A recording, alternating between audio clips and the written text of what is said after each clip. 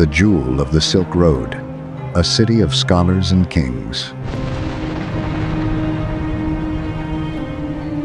One man erased it from the earth, and he did it because they killed his merchants. In 1218, 450 merchants crossed the border of the largest empire west of China. They carried gold, silver, sable furs, and Chinese silk. They came in peace. They came to trade. None of them came home. Every single one was arrested, accused of espionage, and executed. Their goods were seized. Their bodies were dumped in unmarked graves. And the man responsible, a frontier governor named Inalchuk, did not understand what he had done. He had just killed the personal trade representatives of Genghis Khan. He had just triggered the annihilation of an entire civilization. To understand what happened next, you have to understand who Genghis Khan was in 1218. He was not a barbarian. He was not a mindless raider from the steppe. He was the ruler of the largest contiguous land empire the world had ever seen. He had united every Mongol tribe under a single banner. He had conquered northern China. He had built an army that operated with a discipline and coordination no European or Islamic state could match. And he had done it all from nothing. Born Temujin, the abandoned son of a poisoned chieftain, he had clawed his way from slavery to supremacy in a single lifetime. By 1218, Genghis Khan commanded roughly 150,000 of the most lethal cavalry soldiers on earth, and he was not looking for another war. The Khwarezmian Empire stretched from modern-day Iran through Afghanistan, Uzbekistan, and Turkmenistan. It was one of the wealthiest states in the Islamic world. Its capital, Samarkand, was a jewel of the Silk Road, a city of bazaars, mosques, and caravanserais, where merchants from China, India, Persia, and Arabia traded everything from spices to manuscripts. Its ruler, Sultan Muhammad II, styled himself the Second Alexander. He had conquered his neighbors.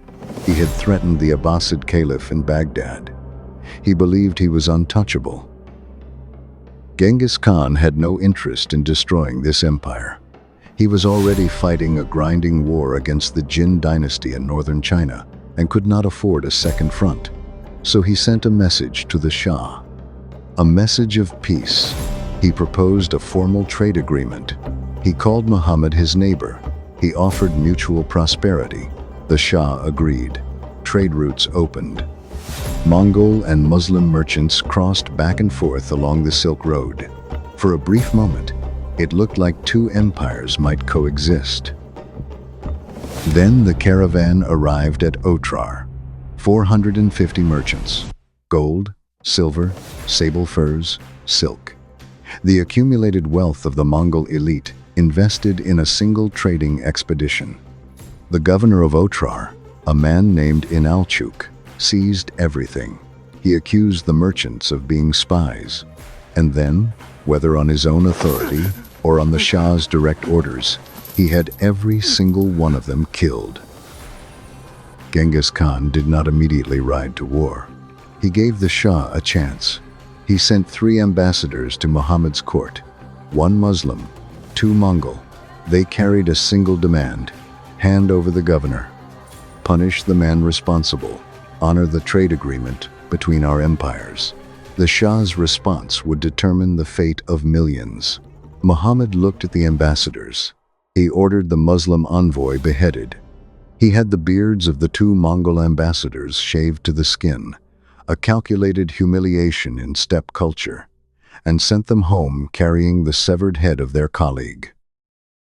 When the ambassadors returned to the Mongol camp, Genghis Khan climbed a hill alone. He removed his hat, a gesture of submission to the eternal blue sky.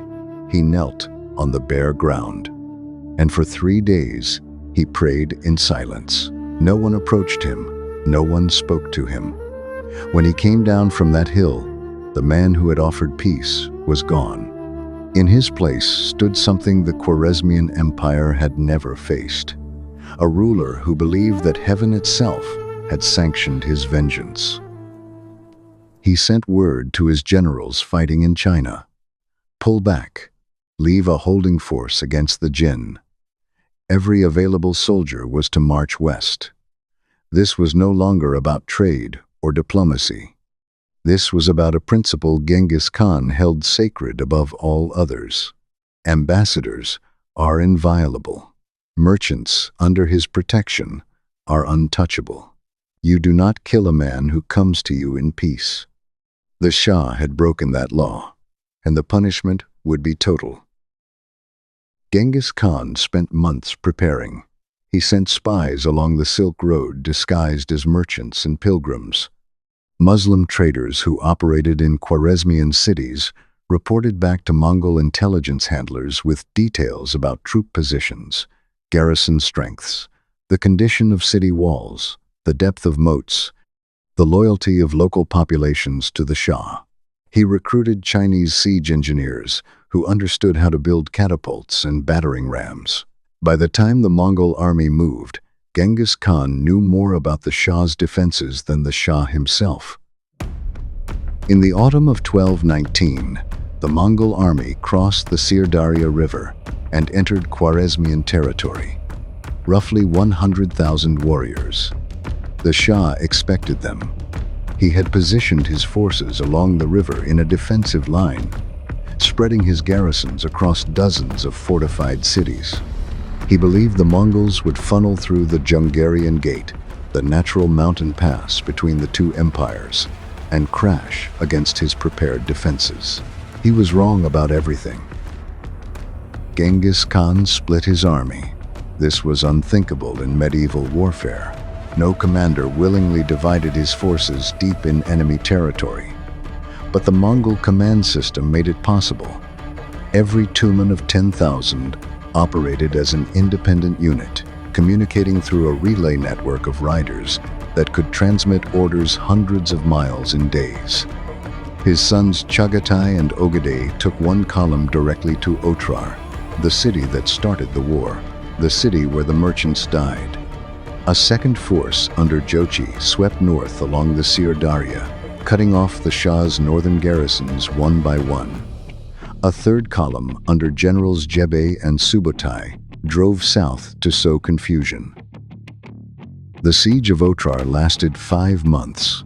Unlike every other Khwarezmian city, Otrar did not crumble quickly. Inalchuk knew what awaited him if the gates opened. He fought with the desperation of a man who understood his own death warrant. His garrison held the mud, brick walls. They repelled assault after assault. They fought until their food was gone and their arrow stores were spent. Then a traitor inside the walls, a general named Karacha, who felt no loyalty to the Shah or his governor, opened a gate in the night. The Mongols poured through. The garrison was slaughtered. The population was killed or enslaved. Otrar was razed to its foundations. And Inalchuk, the man whose greed had started all of this, was dragged before the Mongol princes. According to the Persian historian Juvayni, they executed him by pouring molten silver into his eyes and ears. Whether this account is literal truth or later embellishment, the symbolism was deliberate. You killed for greed. You die by the metal you stole. But Otrar was a sideshow. While his sons ground down the garrison, Genghis Khan did something that no one in the Khwarezmian command believed was possible. He took the main Mongol army and marched it across the Kizilkum Desert. Hundreds of miles of sand, salt flats, and frozen emptiness in the dead of winter, with tens of thousands of mounted warriors and their remount herds.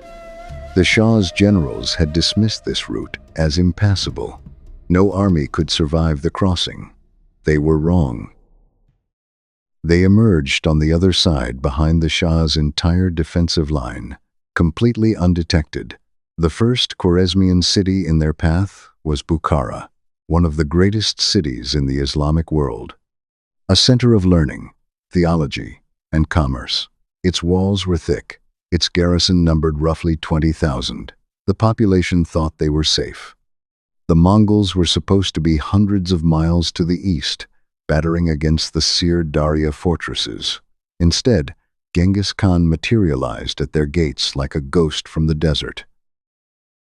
The Bukhara garrison rode out to meet the Mongols in open battle. The Mongol cavalry annihilated them on the plain. The survivors fled back through the gates. Within days, the civilian leadership opened the city. Genghis Khan rode through the streets to the central mosque. He stood in the great prayer hall and addressed the terrified population assembled before him. The Persian chronicler, Juvaini, recorded his words, "I am the punishment of God. If you had not committed great sins, God would not have sent a punishment like me upon you." Bukhara was looted. Its defenders were executed. Thousands of young men were conscripted as laborers and human shields for the next siege. The great libraries were scattered. The city was set ablaze. What had taken centuries to build was dismantled in days. The message rippled outward across every city in the empire. The Mongols are not where we thought they were. They are already behind us, and they are coming for everything. Next was Samarkand, the capital, the crown jewel, the city the Shah had believed was impregnable. 40,000 soldiers garrisoned its double walls behind deep moats. But the Shah himself had already fled south with his personal guard, unwilling to risk a direct confrontation. His own defenders watched their sultan abandon them. Morale collapsed before the first Mongol arrow was fired. The siege lasted 5 days. Genghis Khan used the tactics that had worked at every city before, feigned retreats to lure defenders into the open, where Mongol horse archers cut them apart. Massed volleys from composite bows that could punch through chainmail at 200 paces. Captive civilians forced to march ahead of the assault columns. On the 5th day, the garrison surrendered. Genghis accepted the surrender. Then he separated the soldiers from the civilians and executed every man who had taken up arms against him. The population was driven outside the walls and assembled on the plain. Artisans, engineers, and craftsmen were identified and separated. They would be sent east to serve the empire. Young men were drafted into siege labor battalions. The rest were left with nothing. Samarkand, the city whose name meant fat and rich, the second city of the Silk Road, was gutted from the inside out. But Genghis Khan was not finished. The Shah was still alive. A living Shah could rally resistance, recruit new armies, inspire rebellion in conquered cities. So Genghis detached his 2 finest generals, Jebe and Subutai, with 20,000 of his best cavalry. Their orders were simple: find Sultan Muhammad. Do not stop until he is dead or captured. Do not let borders, mountains, rivers, or distance slow you down. It was the most audacious cavalry pursuit in the history of warfare. Shah Muhammad fled south, then west, then south again. Everywhere he went, he found that Mongol riders had already passed through. His own governors refused to shelter him. His own garrisons bolted their gates. The empire he had spent a lifetime building was collapsing behind him like a sand wall in a rising tide. Jebe and Subutai pursued him across Persia, through mountains and river valleys, never more than a few days behind. Muhammad reached the Caspian Sea. He had no army left, no allies, no treasury. He crossed to a small island offshore with a handful of servants. And there, sick with pleurisy, stripped of every title and every possession, the man who had called himself the Second Alexander died in exile. He had no proper burial, no monument, no grave marker. His empire was already ash before his body was cold. While Jebe and Subutai hunted the Shah, Genghis Khan sent his youngest son Tolui south into Khorasan, the heartland of Persian civilization, the cradle of Islamic scholarship. Tolui's campaign was not a war. It was systematic erasure. City after city fell. The methodology was identical everywhere. Surrender immediately, and most of you will live. Resist, and no one survives. Most cities had heard what happened at Bukhara and Samarkand. Most cities still chose to resist. Merv was one of the largest cities in the world, a center of Islamic scholarship with libraries, hospitals, and astronomical observatories. Its population may have numbered several 100,000. The governor surrendered, believing the Mongols would spare the people as they had promised. Tolui accepted the surrender. Then he ordered the entire population driven out onto the plain and divided among his soldiers. The Persian chronicler Juvayni wrote that each Mongol warrior was assigned roughly 400 civilians to kill. Even if those numbers are exaggerated by a factor of 10, the massacre at Merv remains one of the deadliest single events in pre-modern history. Nishapur fell next. The Mongols reportedly leveled the city so completely that they plowed the ground where it had stood and planted barley in the ruins. Then Herat. Then Balkh, a city so ancient it was said to have been founded by the Zoroastrians before the birth of Islam. Each city that had resisted was depopulated. The Mongols did not destroy for pleasure. They destroyed to send a message. The next city in their path would hear what happened to the last one, and the next city would open its gates. Terror was not a side effect. It was the strategy. Across 2 years of unbroken campaign, from 1219 to 1221, the Mongol army dismantled the Khwarezmian Empire so completely that entire regions would not recover their pre-invasion populations for centuries. Modern historians estimate the death toll in the millions. Irrigation systems that had sustained agriculture for 1,000 years were demolished. The canals that turned the deserts of Central Asia into farmland ran dry and were buried by sand. Cities that had been centers of civilization since the time of Alexander the Great were reduced to mounds of rubble. And yet one man refused to submit. Jalal ad-Din Mingburnu, the Shah's eldest son, gathered the remnants of the Khwarezmian military. 60,000 Turkic and Afghan warriors rallied to his banner. He was everything his father was not. He did not run, he stood and fought. At the Battle of Parwan, north of Kabu, Jalal ad-Din did something no foreign commander had ever done.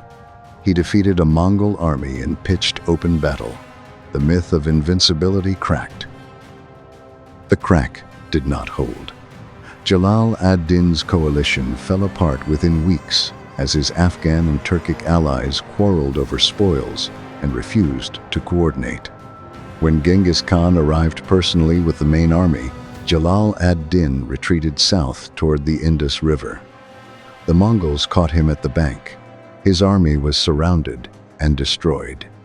In the final moments, Jalal ad-Din, still in full armor, spurred his horse off a cliff face and plunged into the river below. He swam across and escaped into India. Genghis Khan reportedly stood at the edge and watched him go. He turned to his sons and told them to remember this man. This is what a son should look like. Jebe and Subotai, having killed the Shah, did not return to Genghis Khan. Instead, they kept riding west around the Caspian Sea, north through the Caucasus Mountains. They smashed through every army that tried to stop them. Georgian knights, Cuman horse warriors, Kievan Rus, princes. At the Battle of the Kalka River in 1223, a combined Russian and Cuman army outnumbered them and attacked with confidence. Jebe and Subotai destroyed them. Then they turned their horses east and rode home across the steppe. They had circled an entire sea and conquered everything in their path. A reconnaissance in force covering over 5,000 miles. No army in history had ever done anything like it. When the dust settled, the Khwarezmian Empire was gone, not weakened, not diminished, gone. In 2 years, Genghis Khan had erased a civilization that had taken generations to build. The Silk Road cities that had connected east and west for centuries lay in ruins. The scholars, poets, astronomers, and mathematicians who had made Persian Central Asia the intellectual center of the Islamic world were dead, enslaved, or scattered to the winds. And yet Genghis Khan did not see himself as a destroyer. In his own framework, everything that happened was a consequence of broken law. He had offered trade. It was answered with murder. He had offered diplomacy. It was answered with a severed head. Every city that surrendered was spared. Every city that fought was obliterated. The logic was merciless, but it was logic. This was not madness. This was not chaos. This was a system of absolute accountability applied at civilizational scale. That system would outlive him by a century and a half. His grandsons would conquer Baghdad, Moscow, and Beijing. The Mongol Empire at its peak would stretch from the Pacific Ocean to the borders of Germany. The Silk Road, once shattered by the Khwarezmian campaign, would be rebuilt under Mongol protection into the most secure overland trade route in history. Ideas, technologies, gunpowder, printing, navigation tools, and diseases would flow along it, connecting civilizations in ways no one had imagined. The Black Death itself traveled the Mongol roads from Central Asia to the ports of Europe. But none of that mattered to the dead of Merv, or Nishapur, or Bukhara. The irrigation canals that had turned the deserts of Central Asia green would not flow again for generations. Some never flowed again at all. The books that burned would never be rewritten. The scholars who were killed would never finish their work. The astronomical observations, the medical texts, the poetry, the philosophy, gone. We talk about the Mongol Empire as a chapter in a history textbook. For the people who lived through it, it was the end of the world. Genghis Khan returned to Mongolia in 1225. He had accomplished what he set out to do. The insult was answered. The law was enforced. The Shah was dead in exile. His empire was rubble and bone. Genghis would die 2 years later, in 1227, during a campaign against the Western Shah. He was buried in an unmarked grave somewhere on the Mongolian steppe, the location kept secret by his soldiers, who killed every living thing they encountered on the funeral procession to guarantee that no one would ever find it. We remember Genghis Khan as a conqueror. We remember the body count. We remember the destruction. But the Khwarezmian campaign reveals something deeper than brutality. It reveals a man who built the most effective military organization the medieval world had ever seen, who used intelligence networks before the concept had a name, who split his armies in enemy territory when every other commander kept his forces together, who crossed deserts his enemies believed were impassable and appeared where no one expected. The Shah had everything: superior numbers, fortified cities, wealth, home terrain. And he lost everything because he scattered his forces across 1,000 miles of frontier, abandoned his own capital, and could not inspire his own soldiers to fight for him. Genghis Khan had fewer men. He used them better. He was not a force of nature. He was a system of warfare that nobody in 1219 understood how to counter. 450 merchants walked into Otrar carrying silk and silver. They never walked out. A governor's greed and a sultan's arrogance killed them. And for that, an empire burned. A civilization was unmade, and millions of people who had nothing to do with any of it paid the price. We remember the fire. We forget the merchants. We remember the conqueror on his horse. We forget the bodies in the irrigation ditches. History is not glory. It is the weight of consequences that nobody can take back.